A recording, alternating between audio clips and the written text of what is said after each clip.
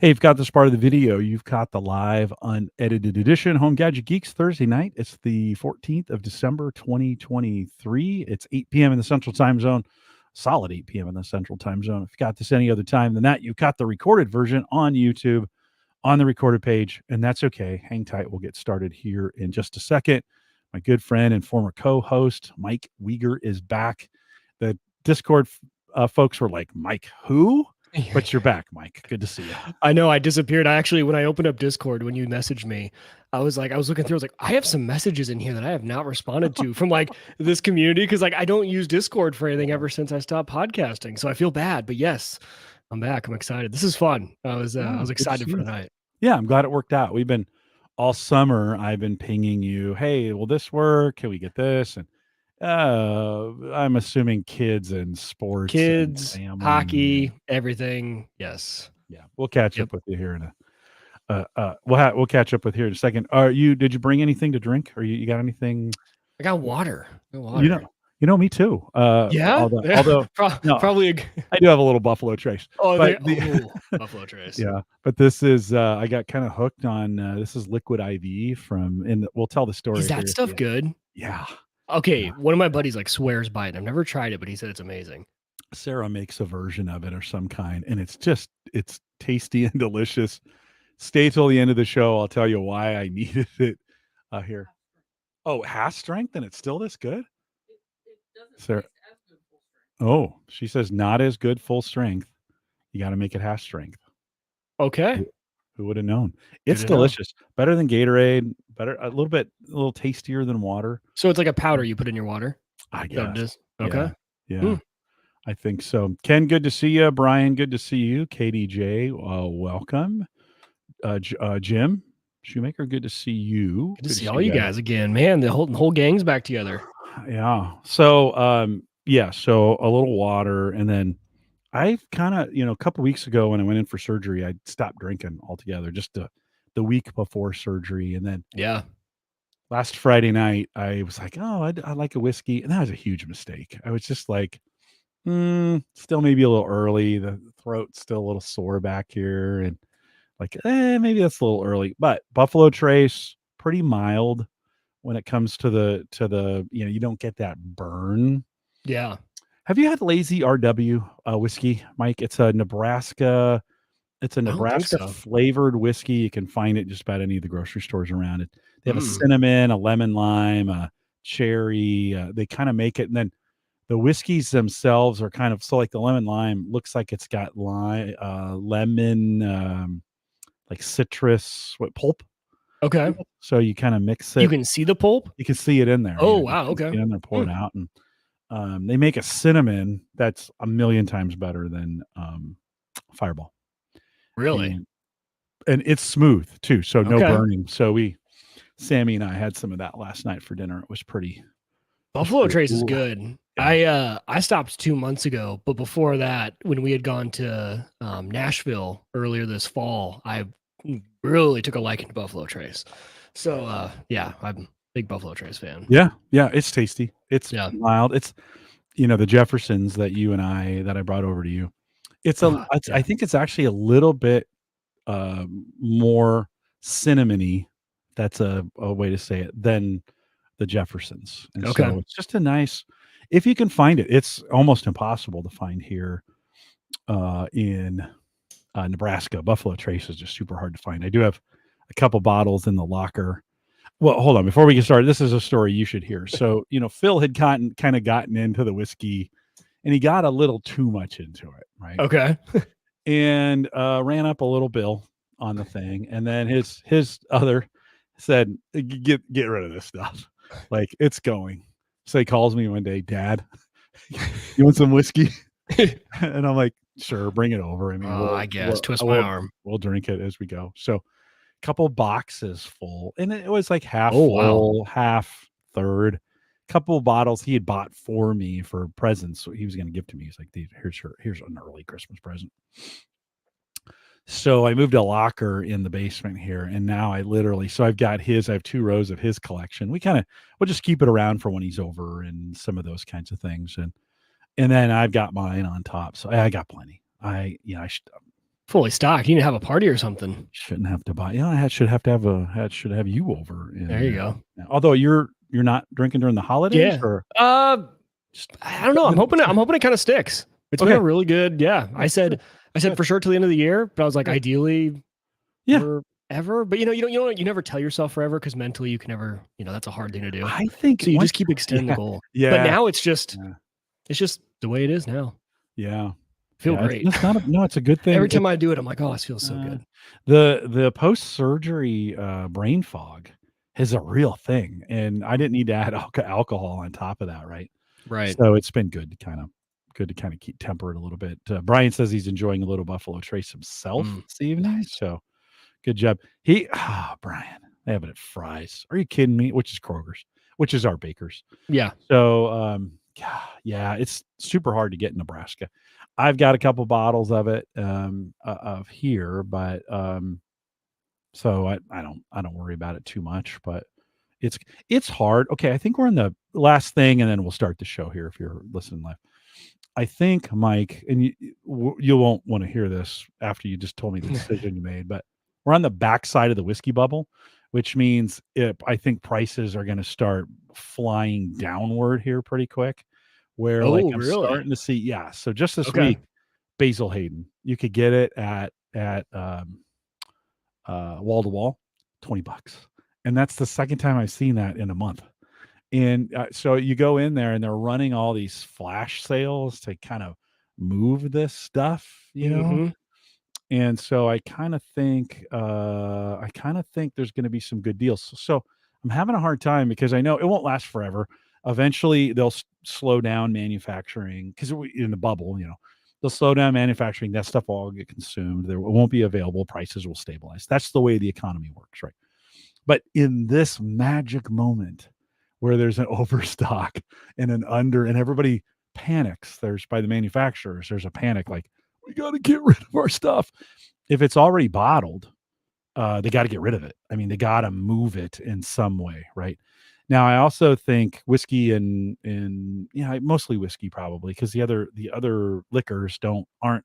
Maybe rum would fall into this category. The other manufacturers are going to start holding barrels back, and I think you're going to see some really good, a decade from now. I think you're going to start seeing some really good 15, 20, 25-year-old whiskeys that were held back for now. Oh, got it. Supposed to be sold right now, but like the market kind of slowed down, so they just kind of held them back to keep supply down. Right. And then you're going to start. Interesting. I think so. I think that's what's coming. So maybe by then I'll have picked it back up. Who knows? Listen, it's not a bad thing. It's not. I'm trying to get down to every once in a while kind of thing, but I do enjoy it. I enjoy, like, while I'm making dinner, small little pour, and then we have wine with dinner. So anyways, appreciate you guys coming out. Andy, good to see you for coming out. Good. He's watching a little bit live at work, and thanks for coming out. Let's get started. Again, I'll give a health update at the end of the program tonight, and so stay around if you want to hear about that. Mike, let me kick this thing off. Here we go. This is the Average Guy Network, and you have found Home Gadget Geeks, show number 594 with guest Mike Wieger, recorded on December 14th, 2023. Here on Home Gadget Geeks, we cover all the favorite tech gadgets that find their way into your home. News, reviews, product updates, and conversation, all for the average tech guy. I'm your host, Jim Collison, broadcasting live from the AverageGuy.tv studios, which, Mike, for December, the weather, I mean, maybe a little rain tonight, but pretty great, right? I mean, you can't complain about the weather in Omaha, Nebraska, right? Not bad at all. Haven't had that first big snowstorm yet, so I'm happy. I don't think it's gonna snow. I think at all this year. No. Okay, I'll take it. I just feel like we thought. Okay, to be honest, we've had flurries already, but I just don't see. I don't know. Maybe this will be one of those years where just we don't get that much. I don't know. We'll hope for it. We'll see.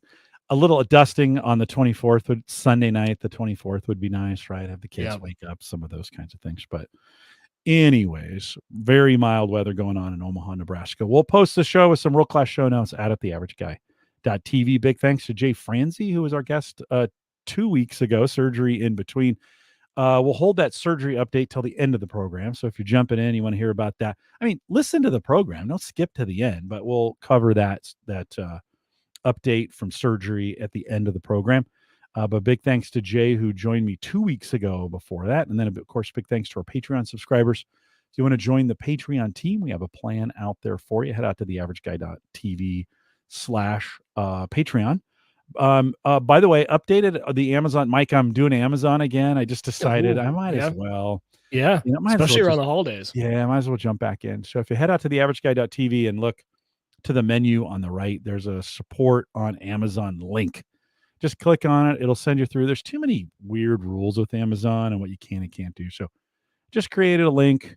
No trickery, no URL shortcut. Just head out to theaverageguy.tv. Click on support on Amazon. If you do that before you shop anything that benefits the network, nothing you have to do. You guys all know that by now. You know how that works.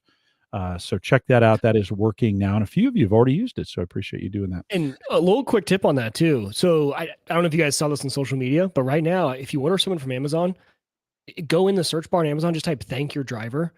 And the top thing, you can click on it. Amazon will give your driver an extra $5. It doesn't charge you anything. Just you have to click it, say thanks. And I think you can only do it once per account. But hey, give your driver $5 on your next Amazon order too. Yeah. Yeah. Guess what? If you order something from Amazon, it comes. Yeah. Who would have thought? Yeah. Who would have thought? It's pretty. Have you seen a slowdown at all in Amazon deliveries or UPS or mail? No. Okay. If anything, I mean, I was just ordering some last minute Christmas presents last night. They're all getting here in the next 2 days. Amazon's been super fast for me, if not faster, I think, than I've been used to in the past. Yeah, it's been great. Yeah. Well, have you noticed a slowdown? No, I've only heard about it. Got it. Just some folks have been saying they're really struggling. Packages. I was talking to somebody, maybe it was Ed Sullivan.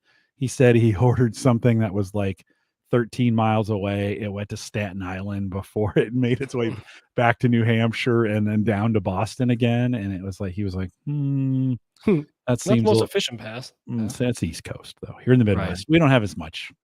We just don't have as much stuff to do. But yeah, actually, I found some really hard to find latches, or not latches, but hinges for a cabinet drawer that we had that's been broken for about 10 years. And found those. They came in a day type thing. I ordered some fire starter. Just Sarah's Christmas present came in. It seemed seemingly, but have you bought big box at all? Are you going out locally and buying anything for Christmas, or have you done everything on not for Christmas? I do have a fun tech story for later where I accidentally fried my motherboard last week. So I had to go to Best Buy because it was my server. So I needed that back up and running. So the only time I've done big box has been Best Buy because I needed it literally in the next, hour. Yeah. But no, I haven't done any big box. Even the big box purchase I did do, like I bought Hannah's gift from a big box. I ordered online from them. And they delivered it. They delivered it to you. Yeah, it's just so easy. It's just easy.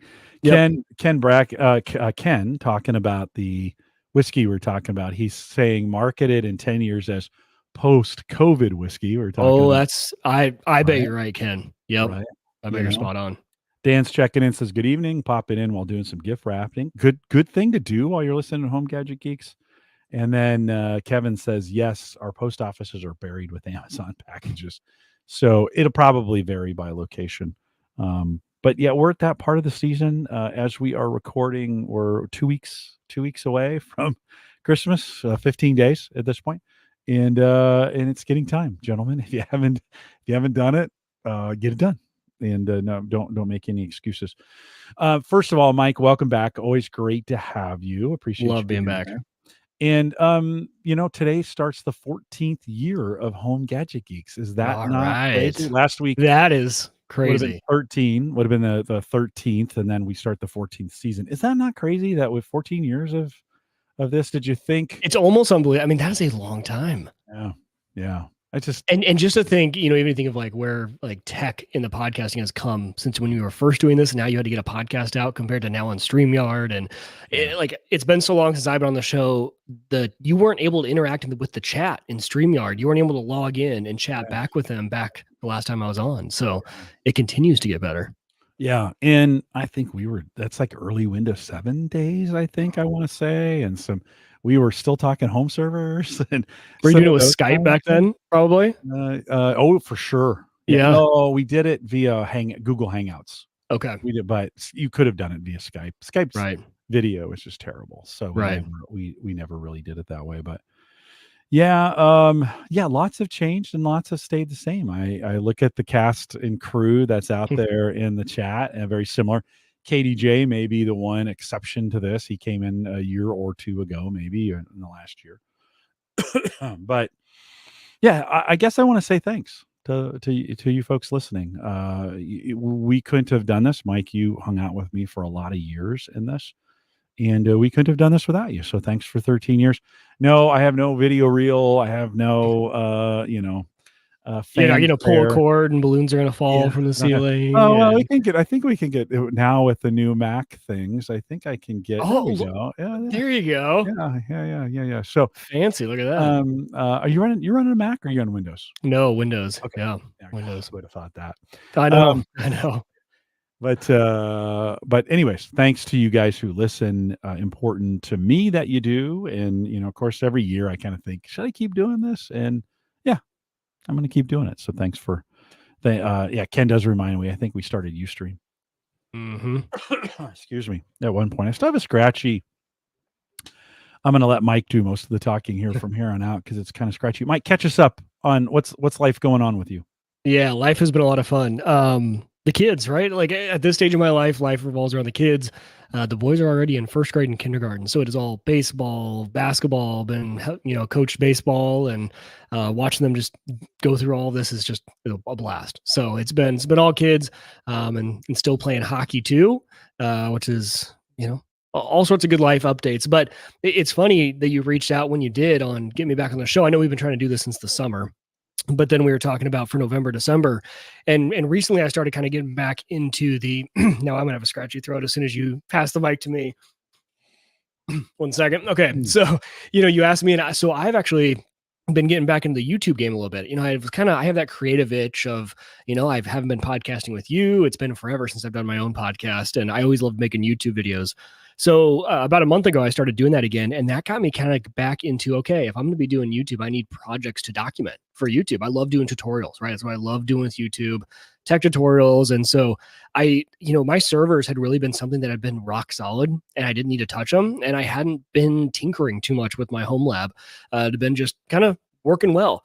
But the YouTube game was like, okay, let's start having some fun again. Let's start tinkering. And so the last month, I think to Hannah's dismay, I have just been a tinkering fiend and just messing with all sorts of new kind of home lab tech that I've missed out on over the last few years, not being involved. So it's been a lot of learning new things. And I think we'll talk about a few of them tonight. You guys are very used to me talking about Unraid and Windows gaming PCs, those sort of things. And Unraid is still my main NAS box, but I've been playing with a lot of different things like Proxmox and Ceph and learning Git, and just kind of starting to have more fun with everything in my home lab and tidying up the rack. It had been a while. We actually finished part of our basement since the last time we talked. So that project's been going, man, took a while. It's been going since April. Yeah, you've been doing it for a while. It's been a long time. It finally got done. But they boxed out the room where the server room is. It's in the furnace room. So, figuring out ventilation because it's really hot in there. And so there's been a lot of fun projects, especially over, I think, the last 4 weeks. Some fun stuff to talk about tonight. Before we dig into that, have you had any new gadgets to the, there's been just a ton of new home automation stuff that's been coming out. I think anything you've, or that you got your eye on that you're kind of like, boy, I'd sure like to add that to the mix of home automation. I think we're getting to the point. So nothing extremely new. I am trying out Apple TVs. So I wanted to kind of see, a lot of people just swear by the Apple TV, and being an Apple ecosystem for our phones and iPads, and Hannah has a work iPad. I was like, okay, let's try one of those out. So that's probably the newest quote unquote gadget. Everything else has been just kind of software based. But one thing I really want to get into, and I think prices are now starting to become more affordable, is 10 gig networking. Mm-hmm. I think we've all been running really advanced 1 gig stuff, and I have, a PoE switch that's managed, and I run VLANs, and I'm getting to the point now where I think, 10 gig before I didn't really need it. But now that I'm really starting to expand and have more than one server and having those servers talk to each other and all sorts of things, I think I want to start experimenting with getting some 10 gig. And along with that, probably some fiber. I was thinking about some of the switches around my house and how fun it would be to replace the long Ethernet lines with fiber and get 10 gig around the house. And so that's kind of, I've got my eyes set on that. And there's been a lot of, I think YouTube content, especially around some of these like micro tick 10 gig and some of these switches that are now, before 10 gig, you were talking, getting up into the $700,000, $800,000 for a switch. And now you're starting to get some smaller form factor ones that are, maybe $300 or $400. So get a little bit more affordable on the 10 gig side. What about you? Would you make a jump from 1 to 2.5 on the networking, or is that not enough of a jump right now? Because that seems to be the most affordable jump for most people, right? Would you make the jump? It definitely is. And I actually thought about it. But I think when I was thinking about, what I would be doing and spending my money, for me, if I'm going to spend the money to upgrade, I think I want to go all the way to 10 because I know I would get to 2.5, and then in 2 to 3 years, I'd be like, now I want to get to 10. 2.5 is probably, it would probably be totally fine for my needs, honestly. But if I'm going to spend the money, and now where 10 gig prices are at, I don't think the actual jump from 2.5 to 10 is that much more anymore. Mm-hmm. They're kind of starting to get closer and closer together. Would you are you still on Gigabit, or have you gone to 2.5? Still gig. Yeah. I do have I've got a machine with 2.5 in it, but it's the only thing in there, right? And I'm just not going to use it at this point because I got to replace everything with it. Do you think, would you go whole house on 10, or would you just like leave the server core, the important stuff at 10? What's your thoughts on that? I'd probably go, I think all I need is probably like an 8-port 10 gig switch and just do the main things. I would do my server, and we'll get to this, but I have technically I have 4 servers now. I would put all 4 of those on 10 gig. I would put this main machine that I edit all my video on, because I would love to edit off my NAS, but you really need to have 10 gig for that. And we'll get into another reason that I'm looking at 10 gig for some storage reasons here in a bit. But no, I wouldn't do the whole house at all. I would keep mainly everything else on gig. I mean, all the ports that run to the rest of my house are running like media, right? It's Apple TVs, it's Android TVs, those sort of items. So no, I don't think I would. But I would, at the same time, I would upgrade to Wi-Fi 6E. That's another thing I've got my eyes on. I've been running the same Wi-Fi access points for probably the last 5-6 years now. Now, I don't need much faster, right? But it would be kind of fun to get close to 700, 800 gigabit speeds over Wi-Fi compared to the 400 I'm getting now. The new box I built back in the winter of last year, as we were talking about, this has 6E, Wi-Fi 6E. It only pairs with the Oculus MetaQuest 2, right? And I kind of bought it for that. I really haven't used it very much to get that, just to be honest, which kind of grinds my gears a little bit. I need to be doing more VR, but there's nothing to do for me in VR. And so anyways, so I haven't made that changeover. I feel like with Wi-Fi, that's going to be another one of those things where it's kind of router driven. You're kind of like, when I use that Bitdefender router, it works great. I've got some security built into it. I've got kind of I spend $100 a year for it, but it kind of does some things for me on the network that kind of keeps me and Sarah out of trouble from a phishing standpoint, some of those kinds of things. So yeah, I think it's a good discussion. It's like, when do you go 6E on your router, on your Wi-Fi? When do you go 10 gig? You could go 10 gig for, what do you think, $400 or $500 to do your? Yeah, definitely. I mean, the expensive part, the things that add up are if you're not doing it over Ethernet, it's the fiber runs, it's the transceivers to plug into those SFP plus ports. So some of the little things I think can get you, each one of those transceivers or a 10 gig network card is going to be, $40-$50 used off eBay. So, yeah, I think $500 and you could be set up on 10 gig for a really small, just 8-port running to a few different servers. Can you do 10 gig on Ethernet? You can, can't you? You can. Yes, you can do 10 gig over Ethernet. Yep. It's just shorter runs, and I think it's like Cat 6A is what you want for 10 gig, which when I ran my house, I did 5E. Is that what it is? Right, way back in the day when I moved in, that's the cable I ran. So the good news is, in this basement, this part that I'm in is not finished yet, and I can still run a wire into the server room. So I could run one just to this computer, and then all the servers obviously are in the rack, so that's not a problem for me. Yeah. But the router Wi-Fi combo, it's an interesting. I forget sometimes that a lot of people still have their Wi-Fi and their router in one unit. And it's kind of one of the reasons I've kind of liked, way back in the day when I went with pfSense, which, man, the media, I don't know if you've covered that story yet, just with all how pfSense has been handling things lately. Who knows where I'll end up in a few months, but still using a pfSense box. And then for me, replacing the access points is extremely easy. It's unscrew from the ceiling, plug a new one in, and it doesn't change in my routing. It's just the Wi-Fi portion of that, because I use 2 Ubiquiti access points that are mounted to the ceiling. Cable runs through the attic down to the server rack. I really do like having that separated, where one doesn't have to affect the other. Yeah, I do too. Just it just kind of works for me. It just kind of works better that way. Oh, totally. Yeah, and you still could probably run an Ethernet cord and have separate access points and turn off the Wi-Fi portion of that Bitdefender box. Yeah, right. Yes, that could still be the router, and if you wanted to, it'd be Yeah. probably more of a hassle than it's worth. No, but, I think I'll swap the whole thing out. Dan just had said, Dan Lefebvre had said, I just had to replace his Wi-Fi mesh and went 6E. And yeah, I think you do now. It's a little more expensive. I think the prices are in line, though. It's really expensive Wi-Fi now, right? But it's not bad. Sarah was doing some moving around, some painting in the living room there. Did you know I went T-Mobile, right? Did you know from my internet, I went T-Mobile, and we've been liking that decision? Yeah, it's working great. We haven't had very little problems with it. And so that also provides some options of Wi-Fi connectivity, because I could connect there. I could connect to the Bitdefender box, or I could go directly to that, to the router on that. So that gives me another option, but it's not it's not serving anything here in the house except the internet. And so that passes that through. So it gives me some options. So well, cool. Let's talk a little bit about you've been documenting your home lab. You just mentioned a whole bunch of stuff. You've always been to this, maybe the 3rd or 4th iteration of it, but how are you doing it now?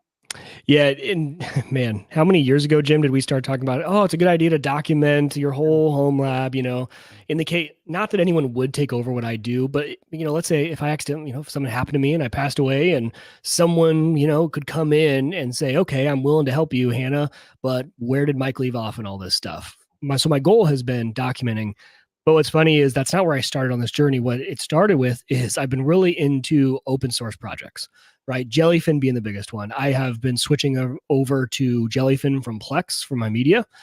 So really just getting into a lot of open source. I'm like, man, I would love to learn to be a developer and to contribute to some of these projects. I was like, well, Mike, the first thing is I don't even know what Git is. Like, what GitHub is, and I know I've heard of this Git thing, but I have no idea what Git is. I don't know how it works. I don't know what a pull request is. I just have no idea how that technology works. So one of those nights went down the YouTube rabbit hole of just learning all about Git. And I was like fascinated. I was like, okay, I'm not a developer. I know nothing about how to code, but like, this is really, really cool. And so I wanted to kind of start playing around with it and just, okay, can I make that work? And can I do a commit? And, okay, and just kind of learn. But I needed a practical way and a reason to learn it without being a developer. So what I decided was, reading through a lot of the YouTubers, the tech YouTubers now are using their GitHub pages as kind of a resource. They'll put a link in the description of the video saying, hey, if you want to check out, the code I used or my documentation or my show notes, they're actually using GitHub, which I thought was really interesting. I'm like, okay, well, maybe I've been needing to document my network. I want to learn Git. What if I just do both at the same time? And I use a Git repository for essentially the documentation of my entire network. And it has been an extremely fun journey, both frustrating in the sense that, first of all, I don't like documenting, and then I have to now do it in Markdown, which is just a total pain in the butt. But it's been fascinating to learn. So when I was starting to do this, I created a repository and account on GitHub, and I was like, okay, this is really cool. And then it kind of shifted for me where I'm like, I don't really want this public facing at all. I want this completely private. And I know GitHub has private repositories, but I'm like, I want this completely private, like housed within my house. And so I started looking for self-hosted ways to do GitHub. And there's GitLab, which is a fully self-hosted, you spin up a Docker container, you're running GitLab, but it's extremely resource intensive. It takes up a lot of RAM. And for me, it's just sitting there hosting my documentation. So I don't want something running that heavy. So I stumbled upon Gitea or Gitea. I don't know how it's Gitea, almost like a cup of tea, right? So there's Gitea. And it is a very slimmed down, easy to run GitHub repository that you can self-host. And it has been a ton of fun to spin that up on Docker. It uses very, very little resources, but it operates just like GitHub. So even the address, you can use actually the GitHub application, just like if you would be pushing commits or things to GitHub, it can just push it to Gitea. And so that to me was kind of this moment of, number one, guys like us, Jim, we love projects and learning new things. And this was just a way and another rabbit hole I could go down. But I'll share my screen here real quick just to kind of show you guys in general what this can look like. So let me share this tab. So it looks, if you guys have ever been on GitHub, I mean, this looks just like a GitHub repository. But what I've done here is I have started to go down into essentially my home lab documentation. So I'm starting to put in hardware, the network I'm using. So I'm breaking it down into hardware, and then I'm going to go into software next. And what I want to do is, as you click around, making it very linkable. And so when you get down to, the Unraid portion, we can go to the Unraid summary, and it'll start to link everything out. And so this actually is I took my GitHub version that I'm starting to use for YouTube, and I pulled it over here about 3 weeks ago to start doing it in private. But just a really fun way, Jim, to start getting into how to fully document. And it works with my brain. Like, my brain is, here's the overview page that just pops up, and then let me drill down and click onto the different categories. So if I go into Proxmox or Docker, so like the Docker configs that I use, so I can go in and see, oh, I forgot, what's my Docker compose for Nginx? It's right here. Here's my one source of truth. What it's good at. This, yes. Putting in, these kinds of configs, this is really where that's good. Yeah. Yeah. And so it's just been, and I won't scroll too far because I can't remember if I have passwords in here, but in general, you guys get the idea of, it's those things that you have in notes everywhere of, like, especially if, let's say, you accidentally nuked one of your Dockers, you're like, I need to spin that up, but what config did I have for it? It's just all here. And again, the idea being that one of my techie friends, if they came in, hopefully when I'm all done with this in 10 years, whatever document, it's going to take me forever, but they could really get a good sense of what's all running. They'll understand my hardware, how it all connects. And it's just a fun way to start documenting. And if you haven't played around with Git, it's a really cool way to learn Git as well. Yeah. We've been doing some estate planning, which just means getting our will. This surgery kind of made me think twice about, like, where do I put stuff and where are my passwords, and do we have, could Sarah get into my Bitwarden account if she needed to? Is she still using LastPass? She's not going to leave LastPass. So, like, and likewise, I need to know how to get to her stuff, right? Type deal. So this is a good, I think, Mike, the thing I learned as we started going about this process is you have this temptation to think you got to get it done in a weekend. You're like, I got to start and I got to get this done. And I think it's just one of those, you mentioned this, look at, you're not going anywhere, we hope, tomorrow. Right. So you've got time. Now, that being said, you need to keep working on it. But I think it's one of those kinds of things where you just can keep slowly, like, oh, hey, I'm working on the Unraid box. Oh, I'm in doing this. Let me grab that and add it to the repository. I think yes, where this repository makes sense is it allows you to organize it in a way, like you said, that makes sense to you. Right? Yes. It kind of makes sense to your brain. The hard part is thinking somebody else has to read this thing. Yep. Right. That's the hard part. Have you thought about that as you're writing the code? Like, okay, I better document even the config so they know what these things mean. Have you gone out that far? Yeah. And it actually, it's a fun challenge because you're totally right. As you're writing it and as you're documenting, you start to do it in the way your brain thinks. And you're like, ooh, no one's going to understand what that means. To the point where I'm looking back through all the other things I have in here. I'm like, oh, I know my IP address is in my head. Like, I just know what my Unraid box is, right? 10.0.1F50. Like, I just know internally that's my IP address. No one else has that. Okay. So I pulled in the network table of all my static IPs, the description of what it is, the MAC address, so that just, okay, here's all the different things, the Proxmox boxes, the Unraid box. If you're sitting at my Windows computer, this is what you're on. Yeah, all sorts of things there. And trying to put, like, this is what I'm having fun with, is like links in logical places. Okay, so if I'm on this network tab, where did I come from and what would I be going to next? And just having it all be very flow. It's almost like creating, I'm always envious of those people who can create like the Word documents or PDFs that have all the links and you follow it almost like a website. I love those. So that was why I started documenting in a Word document a long time ago. I'm like, no one's ever going to sit through and just read that. Oh, flip to page 45 and an index. They're going to want it interactive. So that's why the repository kind of made sense. And the idea being too, if I ever, if I get this to a point where it would be useful, I can, do a reverse make this more of a public repository that I share with very, only certain individuals, right? Hey, I create a login for you on my Gitea server. Right. If anything ever happens, you can just log in from your house and kind of start to see.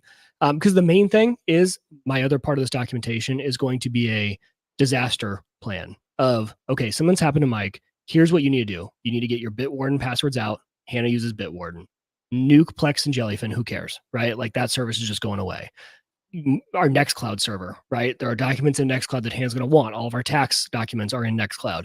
So it's going to be a get it out, get it somewhere that Hannah can access it, put it in her Apple, whatever she wants to use going forward, iCloud, and then just turn everything off, right? No one's going to upkeep this. So that's not really the idea. The idea is where is the important stuff and how do we get to it? Yeah. And I'm getting to the point now where I'm thinking I need to get that stuff to her today. Not, she doesn't need to find it, but I'm to that point. You'll hear a story maybe at the end of the program where I'm thinking like, no, it needs to be today actually, because I don't want somebody that I'm close enough. I'm still a long ways away statistically, right? But it is one of those things I'm kind of thinking, okay, how do we have a shared space? For her work, I just purchased a Office 365 or Microsoft 365 subscription where we get kind of shared stuff and resources. And I've been thinking like, all right, I got it. I might as well in under the family plan, I might as well set up some shared resources in an area that she can get to and start moving that stuff in now. Yeah. So that it's there for her. So, yeah. What about your Unraid? Are you still, you've alluded to this, but what are you thinking? Is that working for you? What else are you thinking?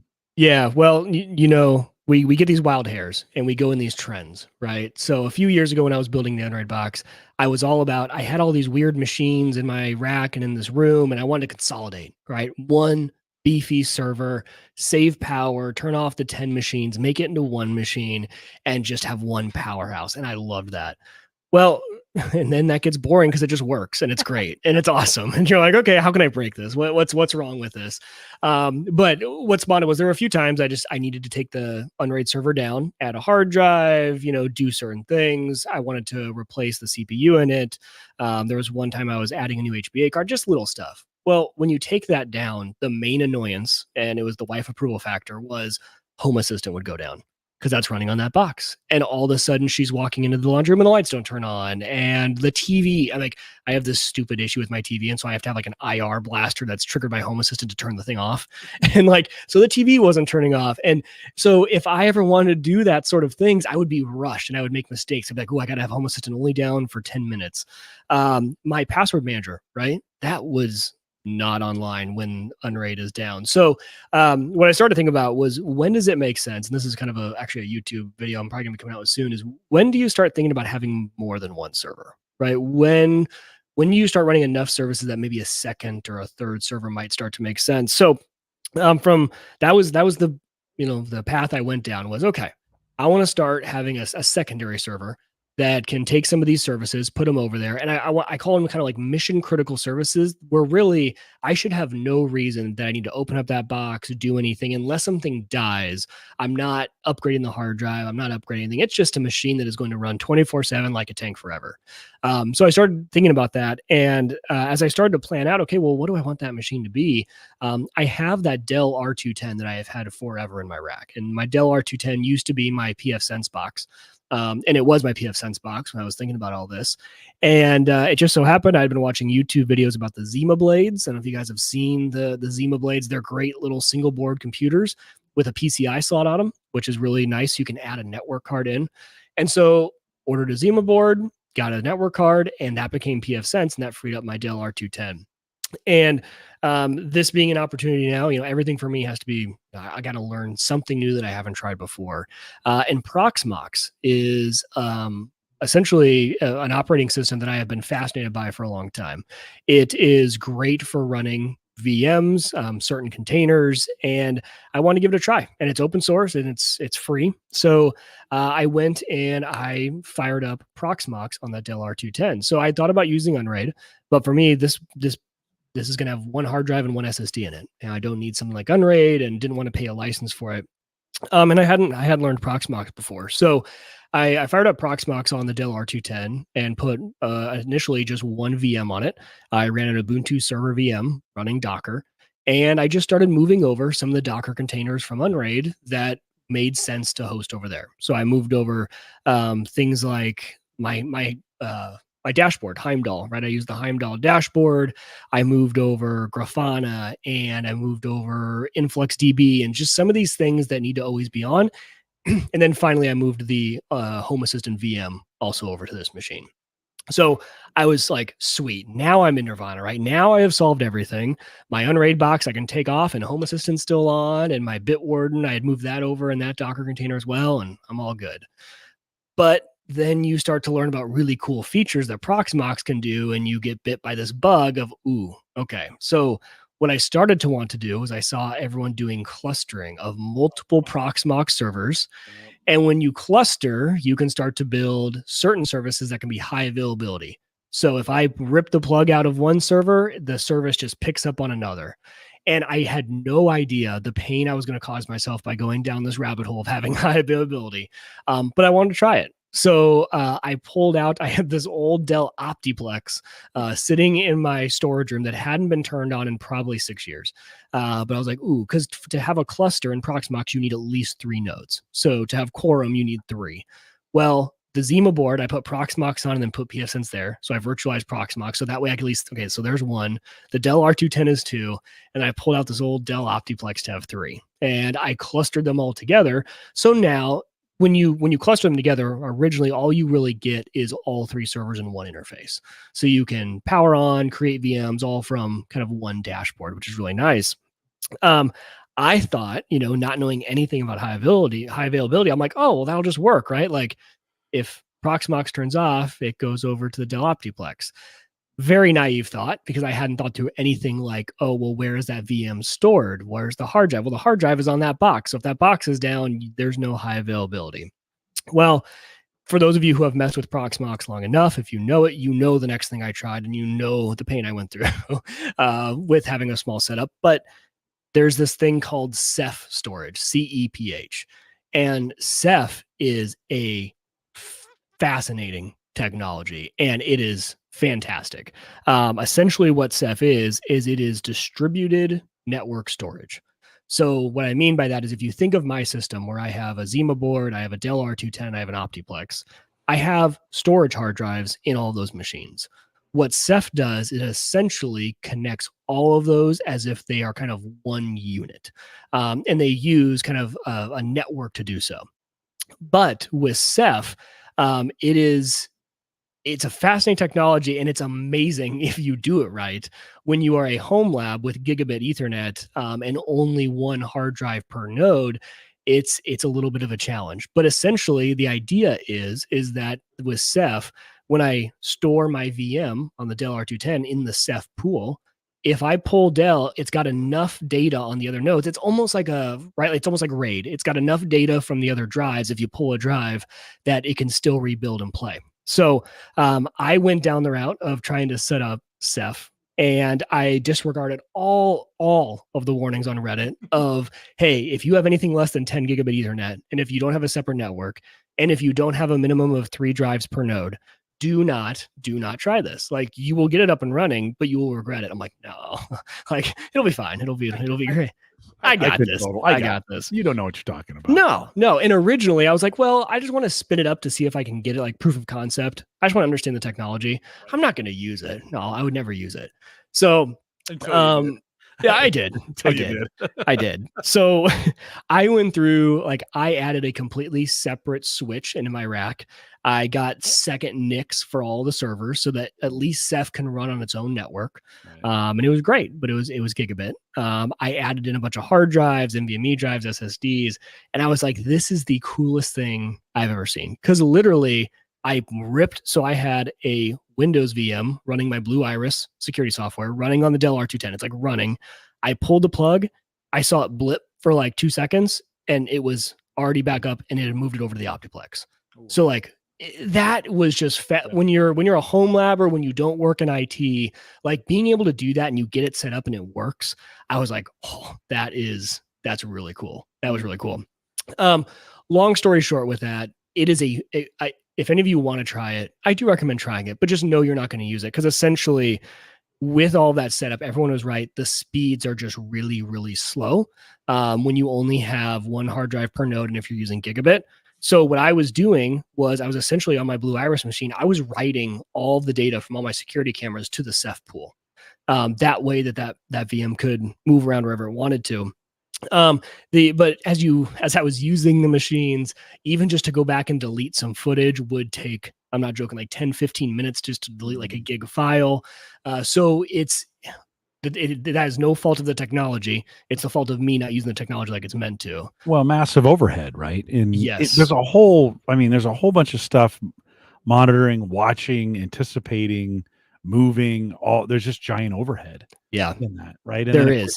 You cause an outage, it goes into action. Yeah. You can't be doing stuff while the outage is not with your setup, right? Like you said, designed for much more robust networks. Yeah, you need multiple nodes, right? You need 10 nodes, 20 nodes, 100 nodes, right? This is meant for the enterprise, not meant for my tiny lab. But it was really cool that it was working, right? Yeah. If all I had done was replace the switch with a 10 gigabit and hooked it up via 10 gigabit, I bet I would have had even a better experience. And then if I would have added a few more hard drives, even better experience. I'm not using ECC RAM, those sort of things. These boxes, since they're old, don't have a lot of RAM, and it does, Ceph needs a decent amount of RAM to run. But overall, and Kevin mentions, and he's totally right, most Ceph clusters are 100 gigabit, right? And so me trying to run this on one, Kevin's probably the one just like laughing right now. Yeah, right? high availability. Yeah, but that was really cool. You tried it. And it worked. I was like, I have never been able to do that before. Just like yank a plug and watch it just go to the other server. It was fascinating. Well, I mean, as you were talking about that, I was thinking, just this week. So like I got I bought a Blue Yeti AC 180 as the kind of I think you were gone when I was doing this, but so as my network UPS for everything down here now, that is running off of this AC 180. And, I'm feeling all smug about it. And I'm like, oh man, this thing is awesome. And it does great. I've unplugged it several times, let the batteries run down and put it back up. We had a network outage, we had a power outage the other day across town that affected us on this side. The lights were flickering on and off. I'm like, I am so smart, right? So then I'm on the app the other day and there's an upgrade. And there's an upgrade for the firmware, and you're like, can I let that firmware sit there? No, right? Definitely not. Once you've seen it, it needs to happen. But you can't update it unless you take all the computers down, right? It doesn't allow you to run it resets the batteries, right, when you're doing the firmware upgrade. And it got me thinking, I don't really have redundant power down here. Thinking about, I should probably have something in front of that could take a 10-minute, it's like a 10-minute power outage. It's those UPSs I just got rid of. Right? You're like, oh, like that's what I could have used those for.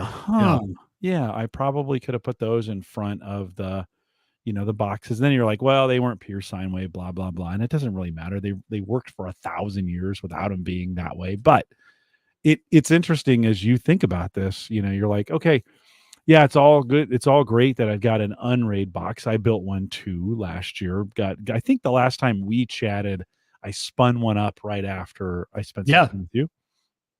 I too have Home Assistant on there, and it's all awesome until that box doesn't work anymore. Right. And so, yeah, as you think about clustering, it would be nice to have an easier way to be able to run Unraid.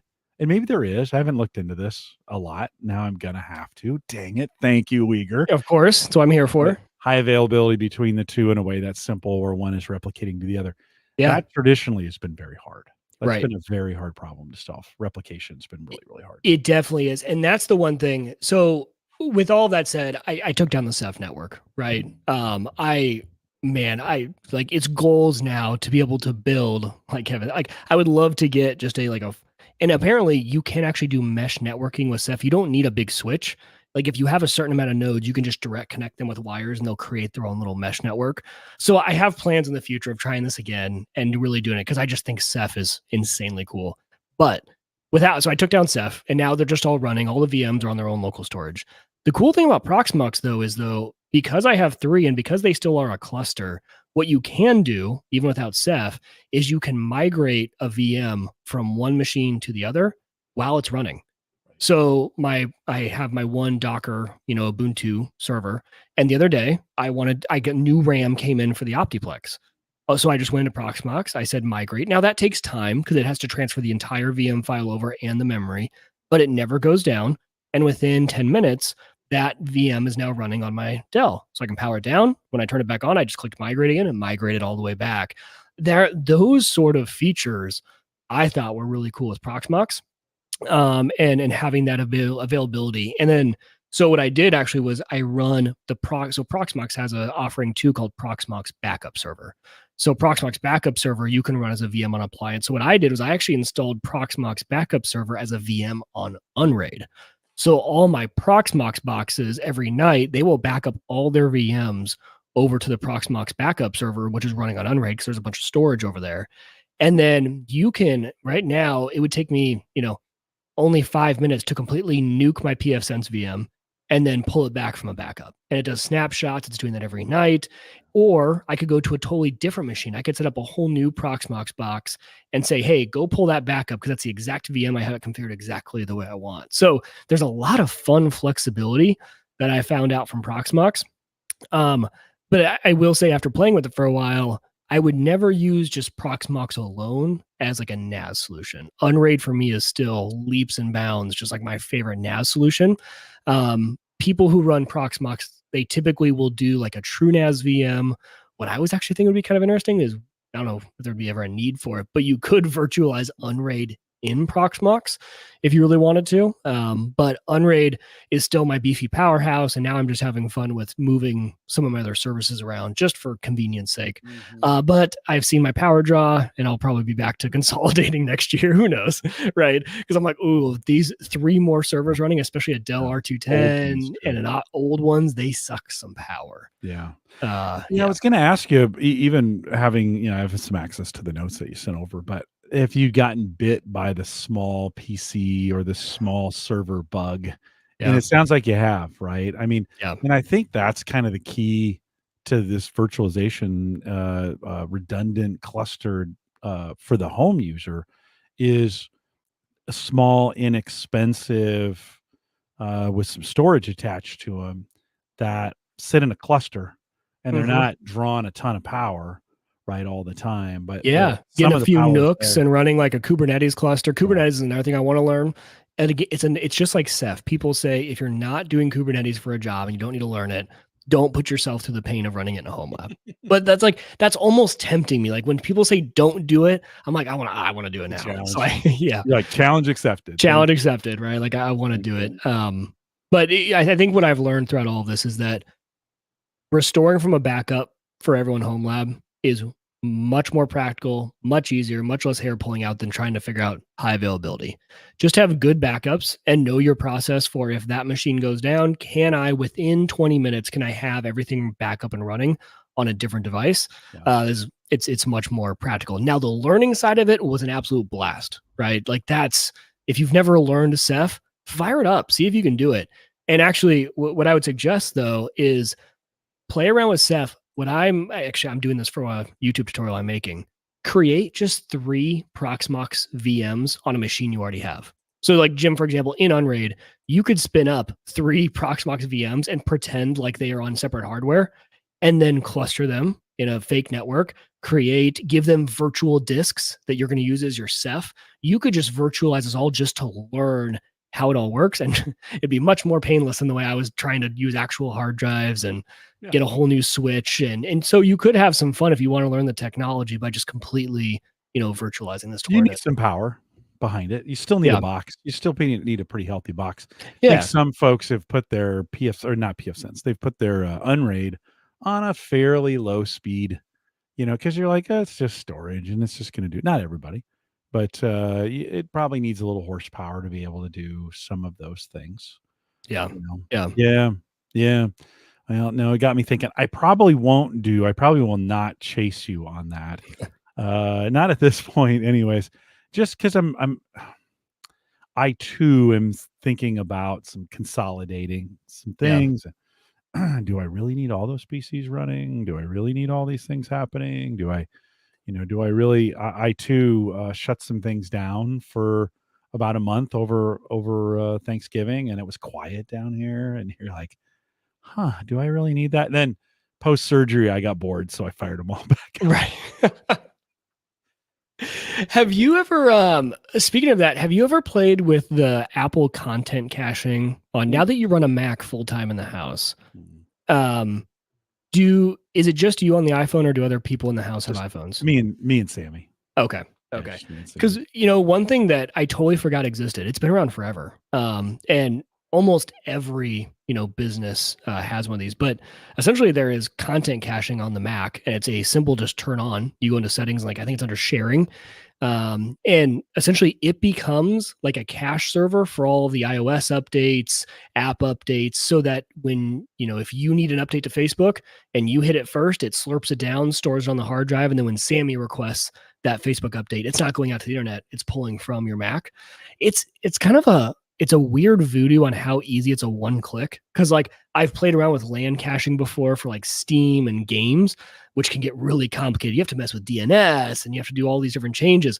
With the Mac, it's like, I don't know how they're doing this, but it's very, very fascinating. And it actually works really well. Like within the first 2 days, I think I had 10 gigs of content that had been cached, because Hannah and I have a lot of the same apps, and we have our iPhones, we both have iPads, we have 2 Macs in the house.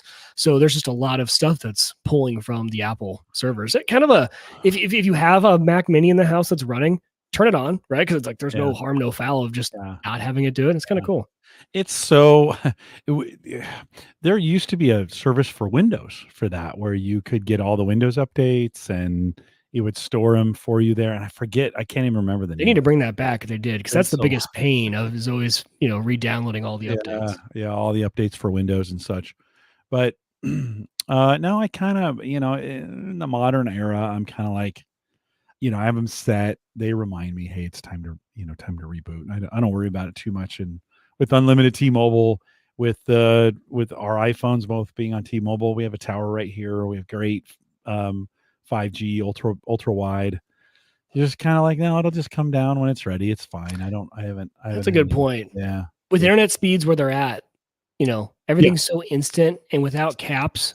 But what you got me actually just thinking about is, man, actually, I should just move that down to the farm, to my Hannah's parents' farm.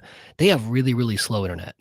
And for them to download an app update, it takes forever. Yeah. And so if you could save everyone else, if the first person was only slow and then everyone else was fast, or for example, when she is on her iPhone and then her iPad down there, so if she takes a photo or if she's uploading photos to the iCloud and then she has to download those again on the iPad, whereas the caching content can also do iCloud stuff.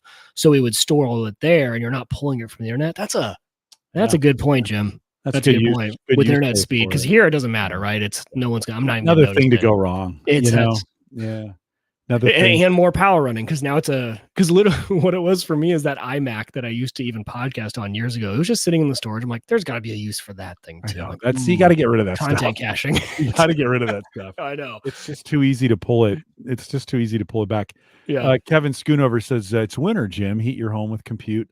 I do actually a little bit. I mean, there's enough warmth coming out of this area that it's a little warmer here than it is in the rest of the house. And I'm sure that adds to the heat that's going on here. I'd kind of like a hot water heat pump working off that. I wish I could funnel all that heat into a heat pump, and then have that heat to water, because either in the winter or in the summer, we're still heating water. And so if it could capture that, it wouldn't do all of it, but it would be inefficient. It would add to it, right? To be able to do it that way. Have you watched Linus Tech Tips videos about using his pool to cool his server room? I think I've seen. You would just love this series because it's been going because it's a pain. But I mean, his idea was I have this server rack in my basement. Yeah. He builds manifolds so that he can water cool every piece, and then he essentially has built this contraption where it goes out to his pool, runs through these underground lines. So it's the radiator, right? It's a huge, and it heats his. He thought it was enough to heat the pool. It turns out it's not. But I mean, really, it's kind of your same idea, right? Yeah, like, man, if you could harness that heat for something good, or find a cheaper way to cool it, and his pool cools down all that water. Paul Brerin has a heat pump water heater. It's a hybrid in his place, and I mean, all the heat, it can just only help. It's gonna be there anyways, right? Right. I'm not dumping it to the outside. Way back when Jim Shoemaker said he wrote an emergency binder with key financial information, go back to the beginning of your discussion. Oh, that's a great idea. What to do if I'm gone information. I'm kind of building one of those right now. I had one. I need to update it. We actually went and saw a lawyer, and we're damn lawyers, and we're getting, she's actually great. We're getting all that stuff updated, but he says, the account has password for my password manager it's kept currently in their safety deposit box. And so safe deposit box. I always want to say safety deposit box, but like daylight saving time, it's safe deposit box. It's not savings time. It's saving. Oh, yeah. Daylight saving. Cause you're saving time. Yeah. That was the whole idea. Yeah. But everybody says daylight savings. I always add the S to it. Yeah, no, everybody always does. It took me till this year to start changing that. Like, now I should probably say that right. All right. Student Scrubs coming back. I wish. It's funny. We've talked about doing something like that as I've been getting back into YouTube a little bit, and I've been a lot better at making videos, getting them in the hopper, and then slowly releasing them instead of just releasing right away. But Hannah, she's like, I kind of got that itch. We should do something like that. But every time we do, we say, what night of the week are we going to do that? We're like, oh yeah, none of them. We both like our sleep, and by the time we get home from all the stuff, so no, probably not anytime soon, but maybe. Hannah's been kind of famous lately. I mean, on Facebook, I've been watching her get some awards, and like she's killing it. I mean, that I don't know how I got her. I don't know how I snagged her, and she's famous.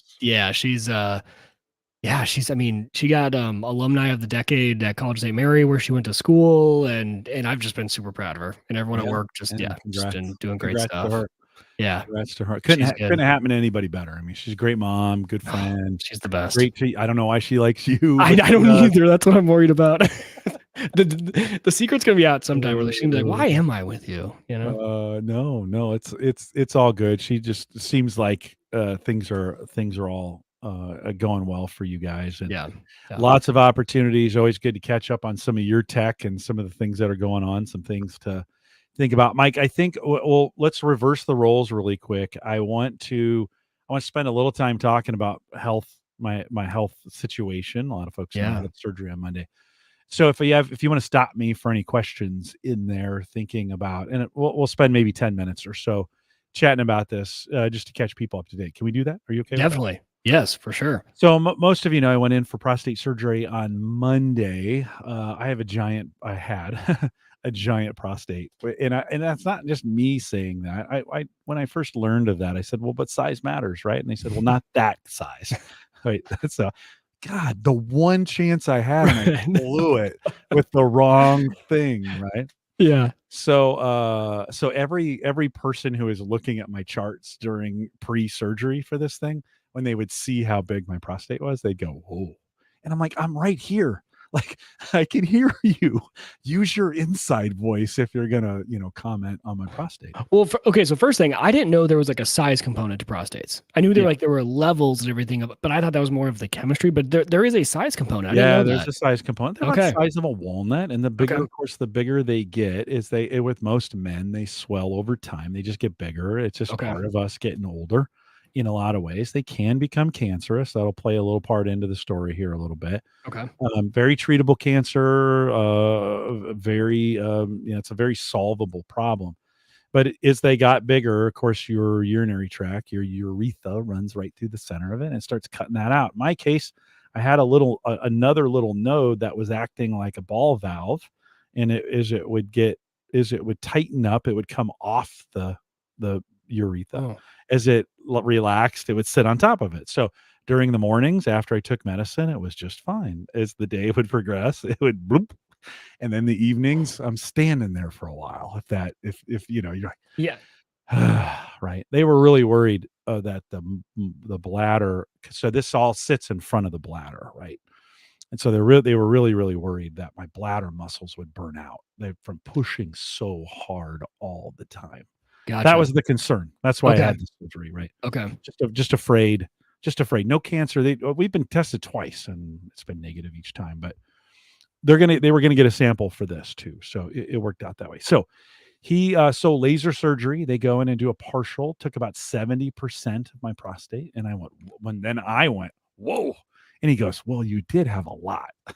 And I said, again, I'm right here. Yeah, you're right. Right. I get it. I had a big prostate. May have been the easiest part. I was under for 3 hours.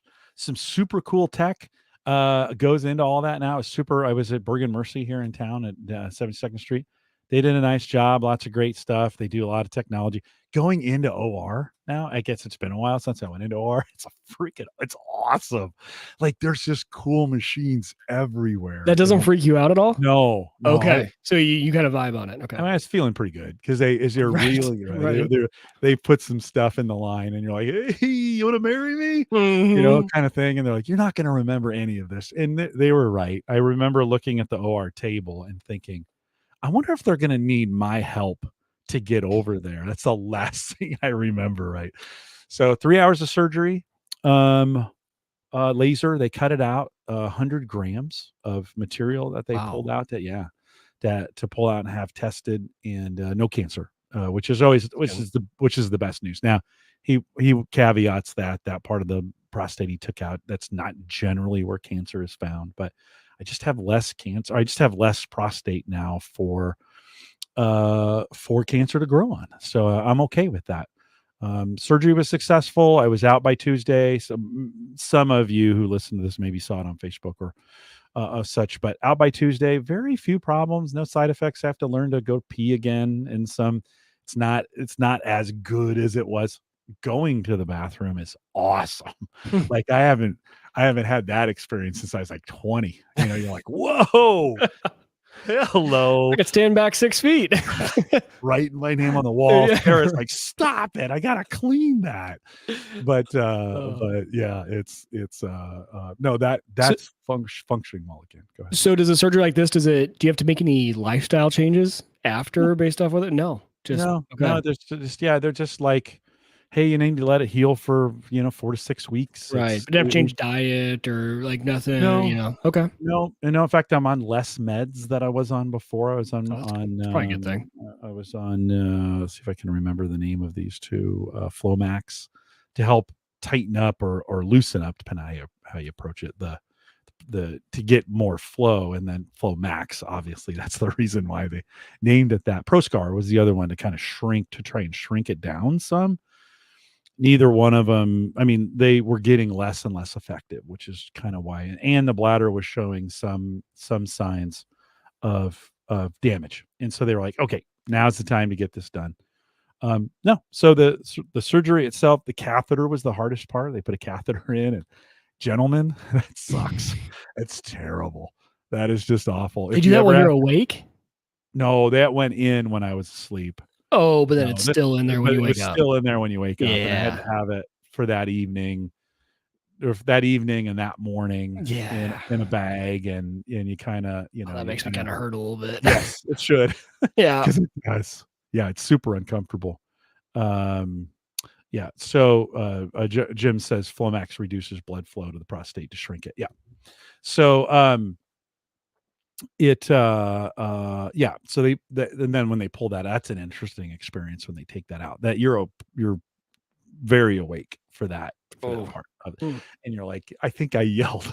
Yeah. Yeah. I hope that wasn't too loud. Doctor honestly did not care. He was busy doing his rounds and getting things done. And does Tony sum it up pretty well? He says you'll feel a little pressure, like a Mack truck through a tunnel. You say pressure hurts like hell. That's a Brian Regan skit, by the way. It's not original to me.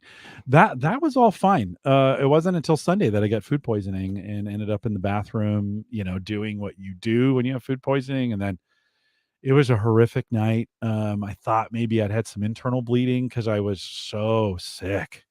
And the sweats and the shakes and the pain here in your chest, and I couldn't breathe. And after the second round, I had Sarah call 911, and we had the paramedics come out. The line of the night, though, best line of the whole night, was when the paramedic looks at me and he goes, I don't mean to sound mean, but are you always this pale? What the, first of all, how would I know? So what am I looking in the mirror? Yeah. I'm sitting. I don't know. Hand me a mirror. Let me see how. Oh yeah. No, that's. I'm in the bathtub with my head. There's probably vomit in my beard. And do you always look this pale? And I just looked at him and like, come on, dude. I was so sweaty. The Tony will appreciate this. They did an EKG on me, and none of the things would stick. They'd put them on me, they'd fall off. So at one point I was holding like 4 of them so they could get the EKG. I'm like, okay. Yeah. Because they'd fall off. The guy'd have to come back in the bathroom, put it on, reach over. I felt bad for the guy. So I'm holding these leads on, and EKG was strong. Heart looked good. Lungs were fine. Blood pressure was normal. I mean, I'm going through trauma, Mike, and I had a 130 over like 85. And they're just like, dude, you're fine. Like, they didn't say it that way. They said, sir, you are fine. Did you have any doubt at all? Like, are you guys sure? Like, do you want to take me just in case? I thought I was going to die. Yeah. It's probably hard to believe him at that point when you're feeling that bad. Couldn't catch my breath. I was like, this is it. I'm going to die throwing up in my bathroom. This is not the way you want to go. And what I just wanted to make sure is, 1, I wasn't in shock, and 2, I didn't have internal bleeding, and 3, that my heart wasn't about to explode. Right. Once I knew all those things, the electrodes, Tony says, once I knew all those things were fine, I'd be like, okay, I'm not going to die here. It's going to suck, but I'm not going to die here. And it gives you a little bit more confidence. They're like, so do you want to go to the hospital? I'm like, no, in the hospital, it's not going to be as easy for me to get around. You're going to want to do some things and stick some things in me. I'm like, right. I think I'll just be okay. We thought it was the flu at the time. Sammy and I had the same meal, and she was sick right alongside me, Mike. We were both, and everybody knows who listens. You guys know Sammy. We were literally cycling together. She come out of her bedroom. I come out of mine. She'd go to the back bathroom. I'd go to the front at the same time. And so we started thinking, a buddy of mine said, it was probably food poisoning. And we'd both had the burger, the hamburger. Sarah had the chicken. So I think it was the meat.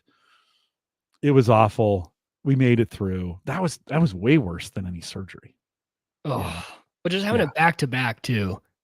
So you've always been a really good advocate. I mean, even back when I was on the show, but just, men, go to the doctor, get your number, right? Get all that.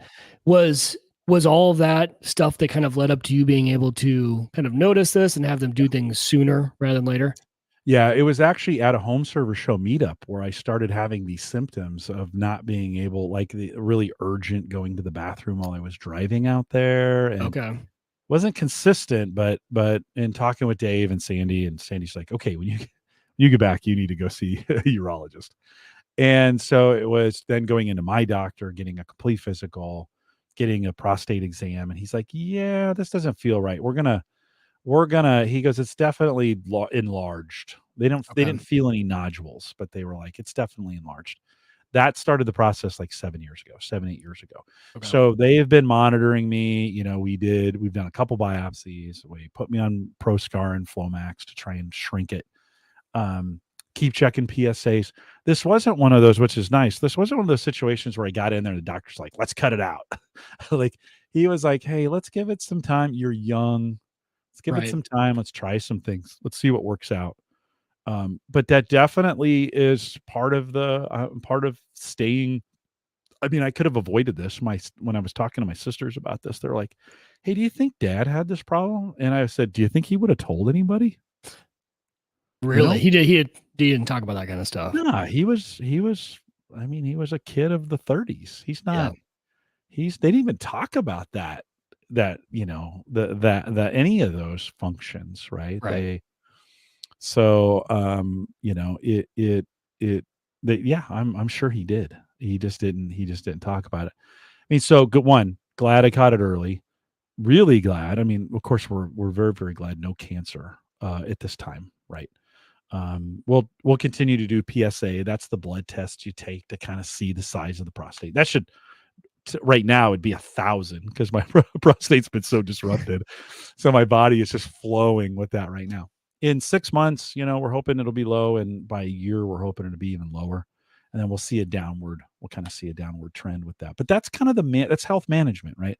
That's partnering with your healthcare providers to have regular health care for what you need and making some changes. I mean, when I went in for my physical, the pre-op, they just did my regular physical. And my doctor was like, hey, big guy, your cholesterol is up again. And I got you on the max cholesterol meds. You are going to need to do some things, for your cholesterol and your health. And I'm like, well, I'm probably 40 pounds up. So he's probably right. Yeah, But it's those kinds of regular discussions, right, with your doctor.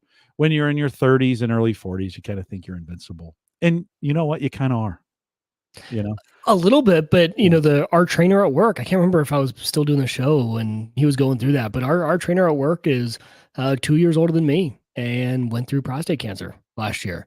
And it's just, so his whole thing. So, he was a big advocate for, okay, you're never too young to get checked out. And you were always saying that too. And so, yeah, I've just know. And so it's probably one of those things, never too young.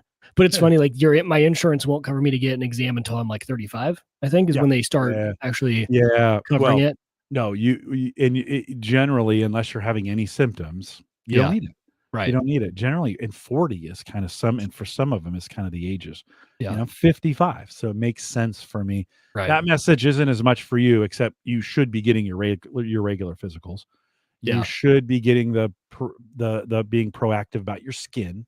Right, you should be going in and have somebody looking at your skin just to be like. I just did that for the first time this year. Man, was that a grand old time. Yeah. But you need to, right? Yeah. I'm glad I did. They took 2, and they're like, good thing we did. So yeah. I got checked a couple years back, and then I need to have another one. Sarah was like, "Oh, there's one on your back that looks kind of funny. We oughta," and it's just my insurance pays for it, for the preventative maintenance stuff. They pay for all of that. Now, not all insurances do they really? Do that. Yeah, ours did not. 100% for all preventative stuff. Yeah, wow, it's pretty great. But certainly check your benefits. Check that. Speaking of that, Tony says, and you think the Drobo dollars stay out of the hospital. Yeah, that did go through my mind. I'm like, I could take an ambulance at $400 a mile. Right. And they're all out of network, and you can't, that's just cash you just pay. So I was like, I don't know, maybe I'll stay. And then more hospital bills. I've already met my deductible, so I wasn't too worried about that. But, you're kind of like, Brian says, what else do you want to get done before the end of the year, right? Your deductible's all done. What are you going to do? I'm going to go and have plastic surgery to look like Brad Pitt. That's the next. Perfect. That's the next thing I'm going to do. So Tony says this. Patient, I feel sick. Wife, if my husband is here, he's really sick. Me, ma'am, if any man voluntarily comes to the hospital, he is sick. That is true. There's some truth to that. Yeah. There's some truth to that. Mike, the hospital experience was great. And Tony, thank you for what you do in hospitals. I had some great folks supporting me. Brittany overnight and Jason in the morning, who were good. When at 3:00, when I'm like, can I walk around? And she's a little shocked at first. And then I'm like, she's like, yeah, let's get you moving around. That's always a good sign. And so Brittany helped me get out of bed and get it kind of rolling. But so we're on the mend. Things are back. Things are good. Appreciate all of you who had sent positive vibes and all those other things for me. I appreciate it. We're past most of it. I've got to learn to, it's the doctor's like, you're going to have a little leakage. And so I'm figuring out how to recontrol that bladder and get the muscles down there, because I haven't worked this way in a while. The enlarged prostate was, the physical therapist said it was acting like a muscle. So some of your muscles got a little lazy in the process. So we got to get them trained back up. I also haven't gotten the feeling of a full versus not full bladder back. You know how you feel? Oh, You really? know It how you affects that kind of too. feel? Yeah. Yeah. Yeah. So I haven't, that feeling hasn't come back yet. And so I'm like, oh, I hope that comes back, or I'll just have to make regular trips and be like, woohoo! Yeah, right. I don't know why that's so funny to me, but Well, because it takes us back to our childhood. Every little boy, does that all yeah, the time. So it's yeah. just, takes Jim us. says leakage. Well, depends. Yeah, actually, and Depends makes some pretty good products now for men, just for this. And listen, this is another thing my dad would have been embarrassed to talk about. Yeah. But hey, it is what it is.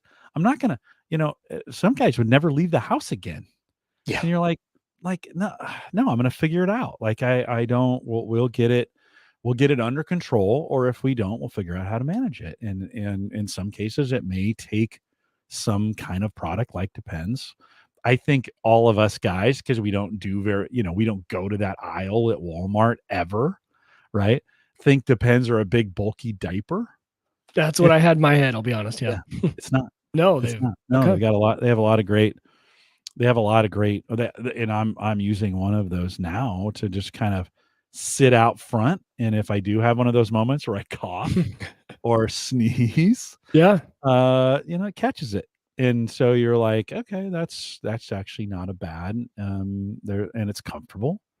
Guys, it is what it is. Like if you otherwise, do I want to be peeing on myself all the time? Right. Like, what's the alternative? It's Right. definitely better than the alternative. Yeah. Yeah. So there's some great, I mean, they have come a long ways on very comfortable absorbing, if you're in that situation, they've come a long ways. You don't have to be embarrassed about it. You don't have to, I mean, I'm talking about it to you, Mike, and to the community, because I think it's one of those things we're honestly, as guys, we're kind of afraid of. Yeah. Oh, for sure. Like, oh, yeah. I don't know. This could be over. Yes. I don't, and you're like, no, man, there's ways to manage this. It'll be fine. Yeah. We'll work this out. I've got work to do, and I've got some, I've got some muscles to figure out, and I've got exercises to do to get my core strengthened so it can support all those kinds of things. So I've got some work to do, but all is well. So again, everybody, thanks. Well, it seems like after the sickness, after this, you're on upward trend now this week. Yeah, no, we're back at work. I'm back at work. I said halftime. That still hasn't worked. I'm still, I did full days and I'll do another one tomorrow, but it's okay. I feel good, and we'll continue to do Home Gadget Geeks for you guys. And big thanks to the doctors as well, who, I mean, they listen, our healthcare is amazing. It's just amazing. Right. And I know, listen, there's a big disparity about people who can afford it and who can't, some of those kinds of things. And it is expensive. It is super expensive. But man, I am very, very thankful for all of those who work in that industry. And Tony, I know you do that as well. And I'm very, very thankful that technology. Listen, we're privileged. I am privileged to be able to have access to that kind of healthcare and that kind of experience. Jim says, so glad that it went through it, and especially the no cancer part, and to have those kind of results. I mean, I live in a very privileged space, and I hope I don't want to ever take it for granted. I'll be honest. A couple times I've said some cavalier things about cancer, like bring it on. That was the dumbest thing I've ever could have said. Like, yeah, I know, blah, blah, blah, but this stuff is serious. My neighbor 2 doors up just got lymphoma, and he had his second chemo yesterday. And I was like, you know what? I think I was a little cavalier about that. So if you've ever heard me say that before, I'm sorry. I'm very sorry about that. I will never be. And going through that experience myself with this just helps me realize how serious all that stuff is. So if I said that and offended you, I'm sorry in the past. Well, Mike, thanks for coming out tonight. Always great to have you back, and always great to have you here and catch up with you. We'll try not to make it 6 months again, but right. Things. What, anything in the future you're looking at as far as technology or gadgets? The networking is my big one. No, it's the 10 gig networking and getting that up and running. Yeah, it's been on my mind. Okay. Yep. Yeah. Well, what's your next thing? Getting into anything? Cleaning up the IoT that we have here, and then doing some consolidation. Gotcha. I think I have a hard, I have a hard time getting rid of stuff. You and I are just going in opposite directions. I'm like, Jim, I'm getting rid of, I'm moving to multiple servers. You're like, I'm consolidating. And then 6 months from now, I'll be doing the consolidation. Be like, I kind of want to go back to having, multiple machines. And I'll be expanding. That's good. It's just a variety. It gives a variety. I just have a hard time. I've got to learn to get rid of stuff. And it's not no, maybe it is hoarding. Maybe it's digital. It's digital equipment hoarding. And there's just some things. I do it too. Yeah. But it's great because then you have a project like this where I needed a third node. I'm like, oh, there's some old Optiplex in my storage room I could pull out and get it done. Yeah, no, right. It's nice. You have those moments where you're see, this works. Yep. I had it, and then it justifies everything. And then you have a whole locker full of whiskey. Yeah. You never. So it's hard. I've got to figure out kind of like, how do I slim this down a little bit? Do I really need all this stuff? Or just make it more efficient, make it more efficient. So I have a pro tip that everyone knows real quick. Yeah. Just a reminder, guys, when you're cleaning your computers, turn them off and pull the power plug. Don't be like Mike. My Unraid server last week, the kids were with me. I was like, oh, I've been meaning to dust that thing out. So I was like, but it can't go down. Obviously, I can't have server downtime. Was using this little blower to just do some light dusting. And I had a metal bracket in there. The PCI bracket cover was a little loose. It fell back on the motherboard and I saw the huge spark and just dead quiet. And the weird part was it would like power on, but it wouldn't post. And so yeah, that was my angry trip to Best Buy, to get a replacement motherboard. So unplug, even if you're just doing a little light dusting, just do the unplug. I knew is what I should have done. But the Reddit home networking subreddit got a pretty good laugh at me. Actually, what they laughed at was the picture I posted was me sitting on my carpeted floor because my kids were helping me with the new motherboard. Now, the new motherboard stayed on the box. I'll be very clear. It was the old motherboard that was sitting on the carpet. But man, Reddit will just tear you a new one for working with electronics on carpet. So that was... Oh, for sure. It's static. Yeah, static. Rounded. Right. Yeah. I was like, guys, that's the trash motherboard, Yeah. I already learned my sparking lesson once that night, so. Yeah. I actually like to work on the motherboard on top of the box. Yeah, that's what I was doing on the new one. Yeah, but I was sitting on carpet because my kids were helping me. So and it didn't burn out the power supply at all. I was praying. The guy at Best Buy was like, "Oh, you building a new computer?" And I was like, "Well, I just fried my old motherboard." He goes, "Oh, what did you pay for the motherboard? What did you pay at Best Buy for the 150 out there at 180th? Over by you. Yeah. So I paid 150, but he's like, "Oh," he goes, "Well." He goes, I'll pray it was just the motherboard. And if not, I'll probably see it back here in about an hour. And I was like, yeah, but plugged everything back in and the motherboard fired right up. So the HBA survived. All the hard drives survived. The RAM, it was just capacitor. You think you blew out just a capacitor on that was the weird part. I looked for whatever it was. So it was right along, the side of your motherboard where all your headers are. Mm-hmm. Like, for your front panel IO and for USB, that was where the PCI cover just fell, and it fell and arced all of those. So I don't know what it did, but I even tried CMOS reset and it was donezo. So it was a very expensive dusting that I did that night. Well, at least you could replace it. And at least, you didn't have to buy a new computer. Did you get it much upgraded when you when you bought the motherboard? No, I should have. Well, and the funny part is I've been thinking about switching to an Intel chip to have the integrated GPU, getting rid of that discrete graphics card that takes a lot of power. But I didn't want to spend the money on a whole new CPU and motherboard. So I was like, I'll get the cheapest motherboard. And Best Buy only had one AM4 motherboard at all. So I was like, well, I'm stuck getting this. It was a rush thing. What did it take? I tell you, my Plex users are my best notification service because within 5 minutes of me doing this, I got a text saying, "Hey, is Plex down?" And I'm like, "Man, okay, I'm really going through the ringer right now. If you could just shut up, like it's been down for 5 minutes, all right." You're like, back off. Yeah, back off. Oh, those pesky users. No, I know. I told you, I used to do stuff like that with the family, and then that happens, and you're like, yeah, I'm not going to do that anymore. Yeah. Not going to do that anymore. Yep. But you continue to take the pain. Yeah. I kind of like the pain in that regard. I don't know why. It's weird. Can you hang tight for 1 second? And let me Yes, close this thing up? All right. Yep. Just a couple reminders on the way out. If you want to join us in the Discord group, maybe Wieger will come back and join us there. You can go to theaverageguy.tv/Discord, leave a message. If you got a question for the show, you want to get something on, leave a message. HomeGadgetGeeks.com will get you there. And of course, the AverageGuy.tv platform, both web and media hosting, still powered by Maple Grove Partners.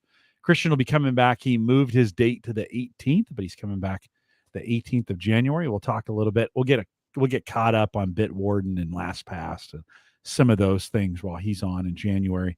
But get reliable high-speed hosting from people that you know and you trust. They still got plans for just $10 in most cases. Visit maplegrovepartners.com. And then don't forget, if you want to and you're thinking about it, head over to theaverageguy.tv, click on the Amazon link. Before you go shopping, nothing else you need to do that'll benefit the network. And always appreciate you guys doing that. We are live every Thursday, 8 p.m. Central, 9 Eastern, out here at theaverageguy.tv/live. TJ Huddleston from hometech.fm is next week.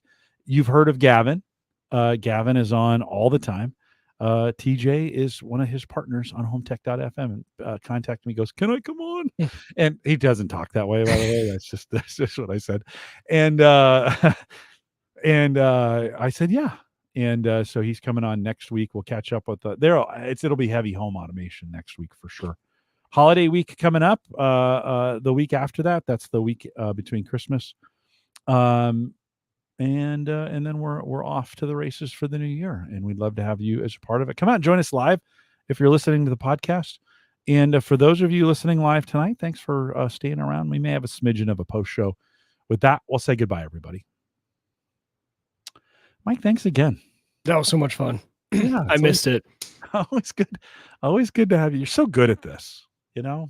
I was actually thinking, I was like, man, am I rambling? I haven't done this in a long time. I became very self-conscious about my Proxmox talk. Like, oh, geez, no, I haven't sat here and gotten to talk about my tech, Jim. Don't give me a platform to just start talking about my updates. It's your job. You're the guest. You're supposed to do all the talking. Yeah.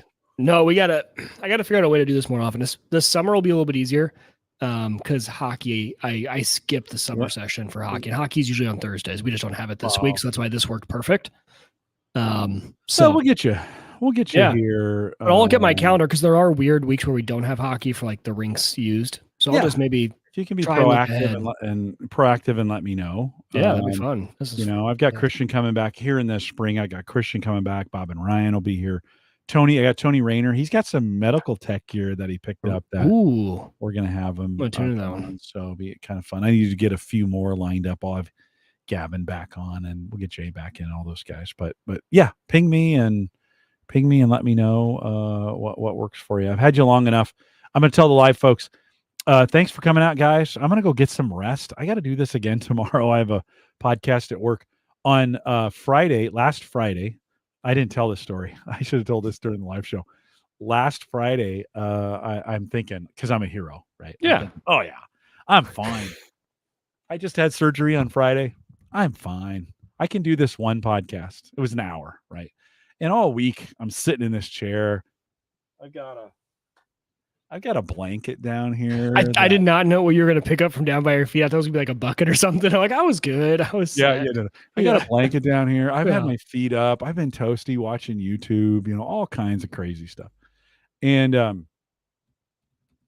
so I'm thinking, okay, I got one podcast I can do it. So I set it all up, and we go live, and my throat is just kind of scratchy at that point still. But I mean, I'm working pretty hard to get the voice out. And it's so we do a little bit of pre-show, and then we start doing the show. And during the show, I kind of start, and this was pre food poisoning, but I kind of start sweating a little bit, and we're supposed to do 2 segments. So 2 20-minute episodes we were recording during this live segment. So 2 of the themes. We get done with one, and I'm all, and we get done with it. I'm like, my co-host says I literally melted as soon as I said, with that, we say goodbye, everybody.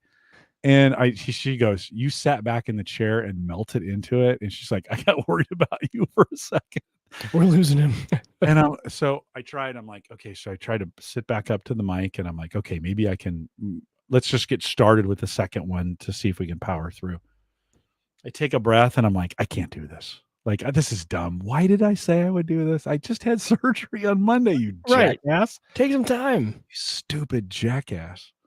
So did you get through it, or did you call it? No, I called it. First time ever. First time I've ever called a podcast for that kind of stuff, where I was like, yeah, guys, sorry. Hey, I probably pushed it too hard. We'll make this time up another time. Thanks for coming out. I appreciate you guys. Goodbye.